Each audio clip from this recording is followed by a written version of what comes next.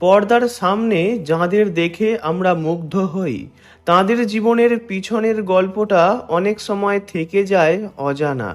আলো, ক্যামেরা, অ্যাকশনের ঝলকানির আড়ালে লুকিয়ে থাকে কঠিন পরিশ্রম, ঝুঁকি আর কখনো কখনো প্রাণঘাতী বিপদ। সম্প্রতি অভিনেতা রাহুল অরুণোদয় বন্দ্যোপাধ্যায় মারা যাওয়ার পর আবারও সামনে আসছে টলিউডের এই অন্ধকার দিকের কথা। একের পর এক শিল্পী তাঁদের অভিজ্ঞতার কথা জানাচ্ছেন, যেখানে উঠে আসছে শুটিং করতে গিয়ে নানান দুর্ঘটনার কথা, যা সাধারণ দর্শক কখনো কল্পনাও করতে পারে না। এই পরিস্থিতির মধ্যেই মুখ খুললেন অভিনেত্রী দোলন রায়।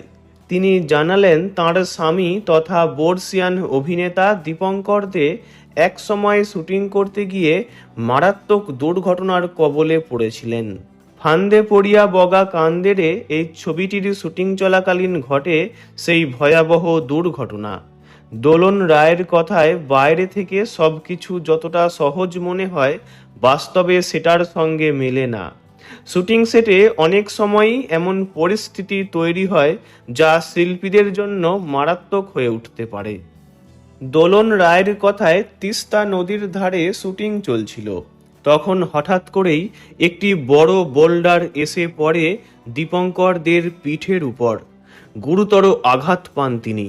ঘটনাটি এতটাই গুরুতর ছিল যে সঙ্গে সঙ্গে ডাক্তারদের কাছে নিয়ে যাওয়া হয়, কিন্তু ডাক্তার জানিয়ে দেন তাঁর বয়স প্রায় 60 হওয়ায় বড় ধরনের অপারেশন করা সম্ভব নয়।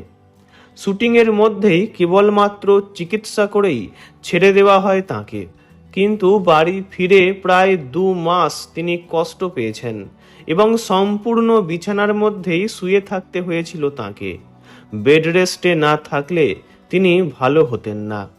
দোলন রায় আরও জানান, দীপঙ্কর দের শারীরিক গঠন একটু শক্তপোক্ত হওয়ায় হয়তো বড় বিপদ এড়ানো গিয়েছিল, কিন্তু তার জায়গায় যদি কোনো রোগা বা দুর্বল শিল্পী থাকতেন তাহলে পরিস্থিতি আরও ভয়াবহ হতে পারত, বা ওই বোল্ডারটি পিঠে না পড়ে যদি মাথায় পড়তো তাহলে তা প্রাণঘাতী হতে পারত। এই ঘটনাই প্রমাণ করে শুটিং সেটে কতটা ঝুঁকি নিয়ে কাজ করতে হয় তারকাদের। বাইরে থেকে যেটা কেবল বিনোদন বলে মনে হয়, তার পিছনে লুকিয়ে থাকে বাস্তবের কঠিন লড়াই। কেবল এই ঘটনাই নয়, দোলন রায় নিরাপত্তা ব্যবস্থার অভাব নিয়েও ক্ষোভ প্রকাশ করেছেন। তিনি বলেন, কোভিড-19 পর থেকে কিছু কিছু জায়গায় অন্তত ফার্স্ট এড বক্স রাখা হয়েছে, কিন্তু আগে সেই ন্যূনতম ব্যবস্থাটুকুও থাকতো না। অর্থাৎ কোনো দুর্ঘটনা ঘটলে সঙ্গে সঙ্গে চিকিৎসার সুযোগ পাওয়া যেত না।